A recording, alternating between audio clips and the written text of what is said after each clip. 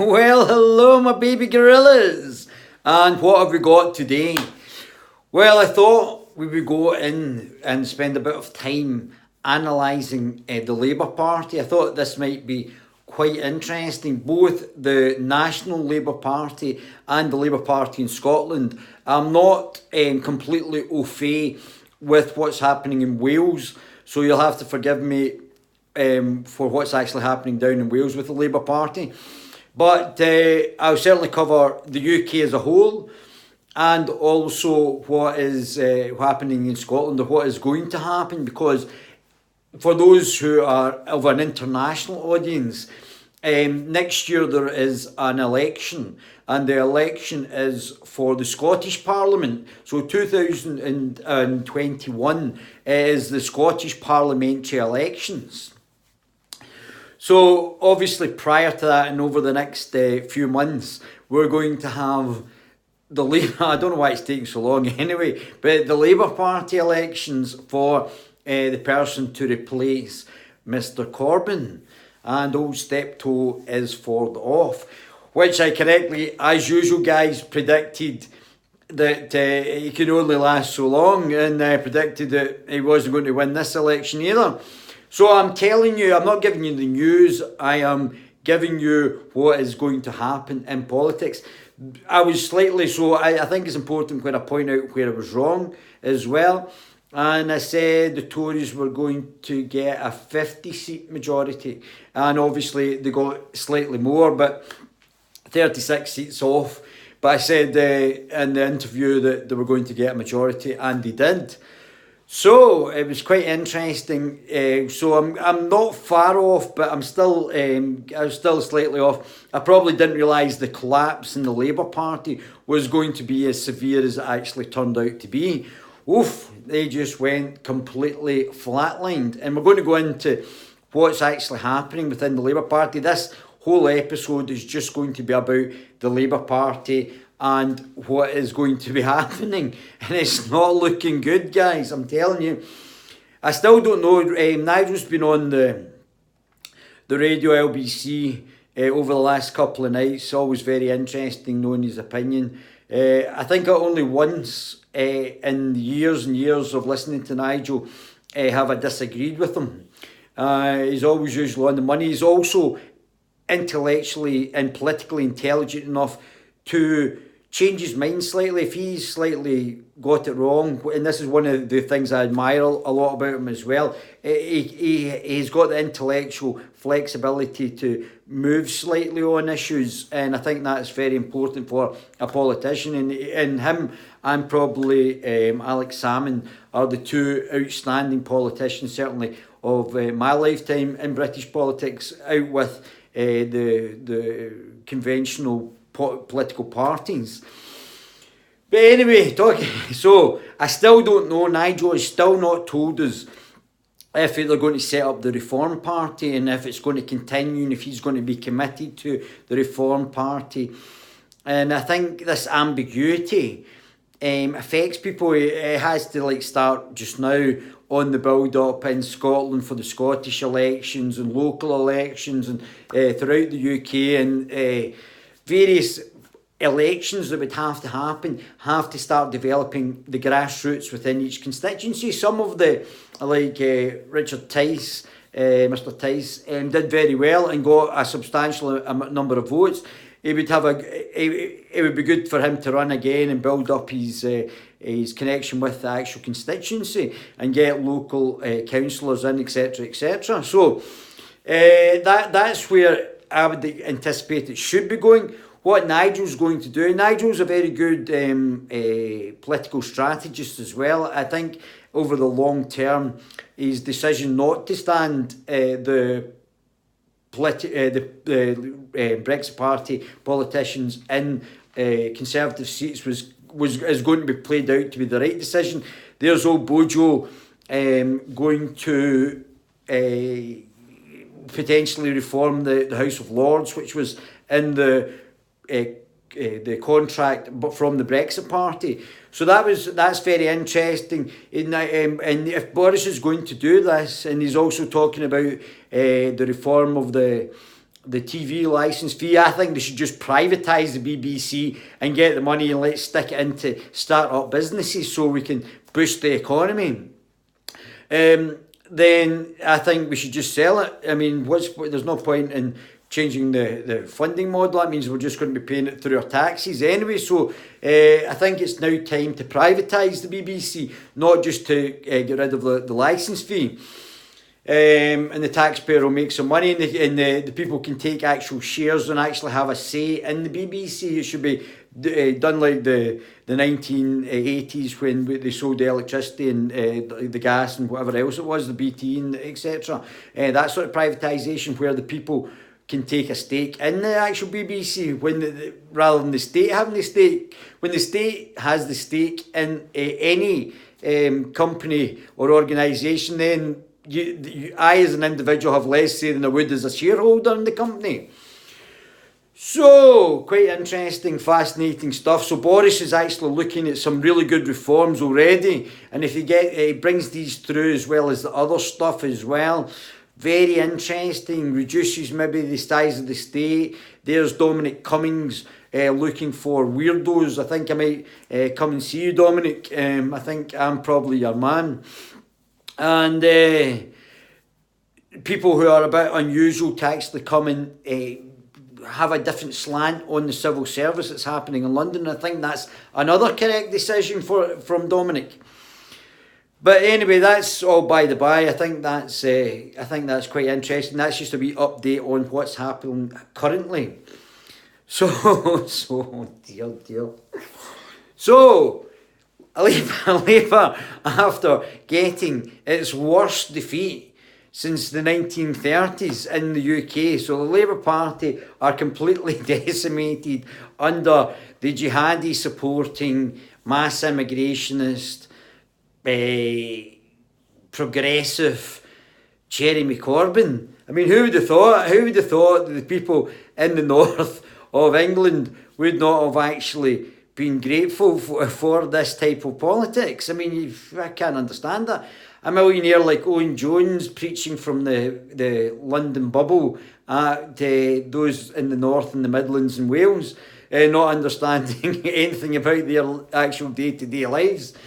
I've probably got more in common with somebody from Wales and the Midlands and the north than Owen Jones does. But anyway, that's by the by. And what the Labour Party will have learned by the time, and I'll predict who's going to be elected as well, from the Labour the Labour candidates. We'll see that they have learned nothing, which will be absolutely fascinating. That from their worst defeat ever, that they might actually get a candidate that leads them to a bigger defeat. I mean, it's quite an incredible situation that might be arising. Oh, so there's like Jess Phillips. Oh my goodness, Jess Phillips is not one of the front runners, and I'm not surprised she's not one of the front runners. Carol Benjamin made a very funny joke about Jess Phillips, and that nobody would rape her because Jess Phillips was being snidey and condescending to male suicides. As I said with Jared Baton, when I was interviewing Jared, that I've lost friends to male suicide, so I didn't find it very funny when she was laughing away, giggling her wee head off at the fact of men having rights and having to talk about these issues. So I don't think I don't know why she got re-elected. She's also a Remainer, I know best, Jess Phillips, in a Leave seat. So I don't know why I don't understand the constituency and why they would do that unless they're just voting anybody with a red sachet would be elected in that constituency. I don't know, but that was one of a type of constituency that I talked about before, where I don't understand why you would vote for a Remainer even if you were a Labour Party supporter who was misrepresenting you, which obviously Jess Phillips is. But Jess Phillips is not going to win the Labour leadership anyway, so that's an irrelevance anyway. And she's not exactly setting the heather on fire, shall we say, which means she's not exactly the sharpest tool in the box, which means she's not that intelligent as a somebody in Parliament. But I don't think that's going to be relevant. There's another line like Lisa Nando's. I didn't know that the fast food chicken place had a representative in the House of Commons. But yeah, I mean she's not going to be out there at the end either. The two people that will be at the end of the leadership election after months. Now there's going to be tons and tons of infighting. It's going to be even funnier than when they lost all the MPs there. So we have, I've already tried to tell you this, the Social Democratic wing of there's actually more than just two, but I'm going to just give you the two. But the Social Democratic wing. Now, there's a I stood in the election, there's a Social Democratic Party that's actually full of UKIP supporters, and that's hilarious. They were talking about British jobs for British workers. And the guy was pretty much on point, which made sense as well. And he was getting criticised by the left for saying British jobs for British workers. But that would be almost like a nationalist Social Democratic part. And then you've got the Social Democratic part, which Tony Blair, the corporatist globalist, represents. And his wing, like Tom Watson. So Tom Watson and him will be fighting from outside. Maybe even Gordon Brown will all be fighting to try and pull the party from from far left to a more moderate, centrist, authoritarian, middle of the range, authoritarian, social democratic right. But because obviously when Tony Blair was in power, that he did such a bad job. I mean, having the war in Iraq and the alleged war criminal, and he was in for 3 years, and then he had open door mass immigration, and he was totally cucked by the EU. Nigel Farage called him out on several occasions. And he wasn't that great a Prime Minister. And then he handed over to Gordon Brown, who's signed in letters to stop the investigations of the mass rape gangs allegedly in the north of England. So there has to be a national inquiry into that. And there was another fellow. What was his name? John. He actually died of a heart attack, and he was Scottish, and he might have made quite a good, I'll try and remember his name, and he might have actually made quite a good leader. He seemed quite competent, had a bit of political gravitas, and he died of a heart attack, and didn't take over the Labour leadership. But the Labour Party have been out for generations. We're almost like in a one-party state, and there needs to be another party. And we could be seeing the decline of the Labour Party. That disaster for them might not be as low as it goes. The Labour Party under Tony Blair had 40 seats or 41 seats in Scotland. At that election there, they had won. Unless the Labour Party win again in Scotland, they couldn't win a majority to become the actual governing party in Westminster. And it doesn't look like they're going to do that, and I'll come back to Scotland in a second. But not only have they lost that, they're now losing Wales, and they're now losing the North and Midlands because of this London-centric, politically correct, progressive, which means they're quite happy to discriminate against white men and just white people just generally, the indigenous population. So they're othering through this progressiveness everybody else. So they want one rule for all these oppressed people and another rule for everybody else, which you can't have. You have to treat everybody on a level. So, but this is the doctrine of cultural Marxism out the Frankfurt School, and this is where this has all come from, the changing from the class struggle to this progressiveness. And the same with the SNP. The SNP and the Labour are both progressive parties. So is the Green Party. So they're quite happy if you're white and male to be discriminated against, and that's why they lost the North and the Midlands, and that's why the Labour Party won't get back in. So who have we got? We've got Keir Starmer. Keir Starmer is politically solid in the fact that he has got a bit of political gravitas, but his politics are just as bad. He's a London Remainer, so he's in the London bubble as well.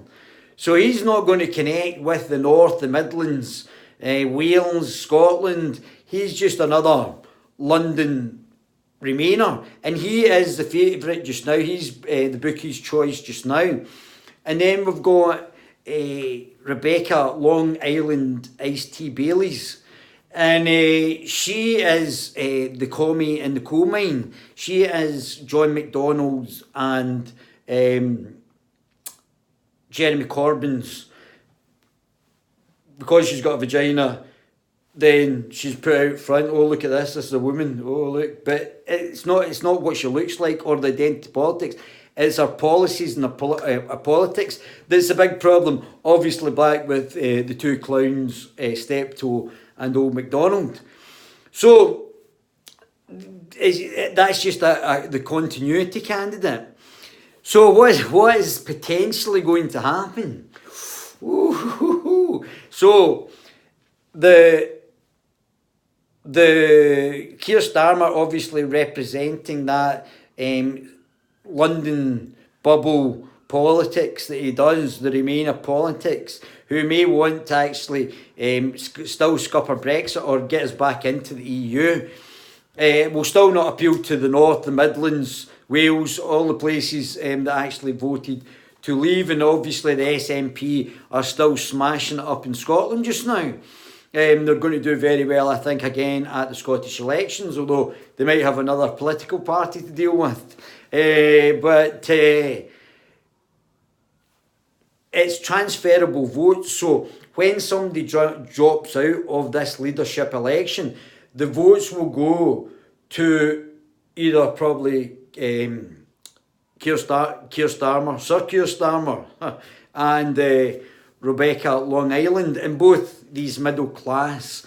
I think Rebecca Baileys is also a Remainer as well. So again, not going to play very well up in the Northern Heartlands, pushing her progressive. She said it, patriotic progressiveness, which doesn't even make sense because we all know that the Labour Party are anti-British, aren't they? They're just sort of neo-communist organisation just now.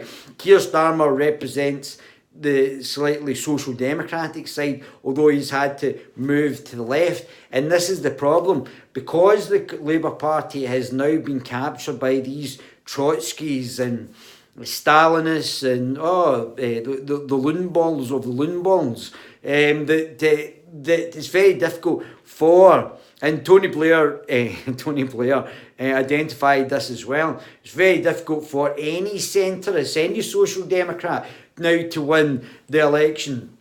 So, and Rebecca Long Island Iced Tea is a complete bubblehead.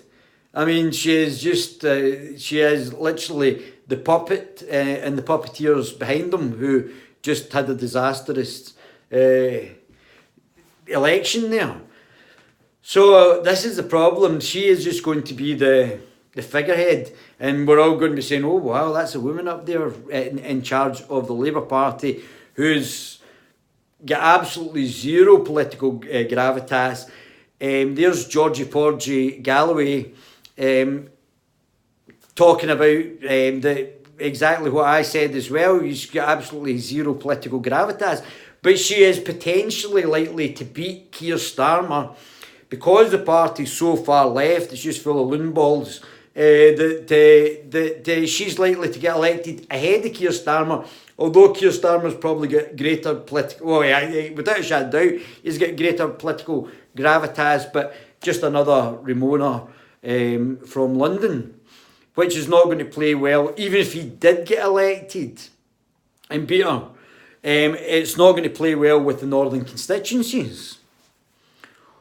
Oh, it's so much fun, so much fun. So, what's happening now? Well, we've also got Scotland, the Scottish election with Richard Leonard. So Richard Leonard's equally shit. I mean, he's just not... I mean, I'm going to be asking him why the Manchester Labour Party has put a statue to a person who advocated genocide against the Scots. He's from Yorkshire originally, not from Manchester, but certainly down that neck of the woods. Maybe he'll be able to enlighten me as well. Maybe be able to tell you guys why the Labour Party put statues to people who advocated genocide against my fellow countrymen. But anyway, that's not going to play well either. And neither is anything else the Labour Party's doing. They were decimated in Scotland again. And I reckon they're going to be even harder hit in the Scottish election as well. I think there might be other choices, or I know there'll be other choices in the Scottish election. So I reckon next year, Richard Leonard's going to go. He was also a Corbynite as well. He'll go, and there'll be even less Labour MSPs in the Parliament as well. So that's going to be fascinating as well. I mean, we're now seeing the decline in Labour, and I think that Rebecca Long Island iced tea will be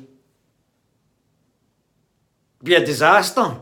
I think she might even be worse than Corbyn, and I think we might even see more seats going. This is where Nigel might come in, because if Nigel presents a credible reform party throughout the UK, he might sweep up some of these seats. He might start to actually develop the party into something that may actually become the opposition, because I think everybody's sick of the Labour Party just now.